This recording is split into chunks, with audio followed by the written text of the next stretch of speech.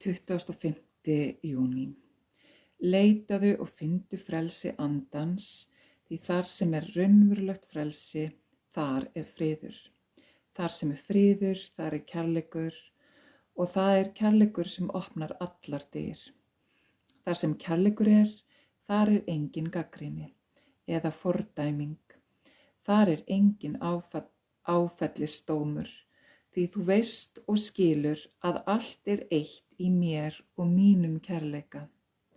Þú sérð að mannkynið ein fjölskylda og allir skapaðir í minni mynd og líkingu.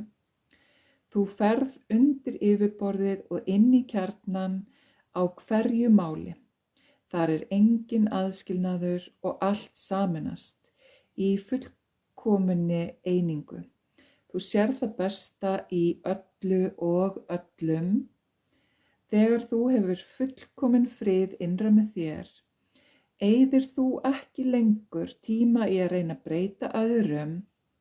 Þú lærir einfaldlega að vera.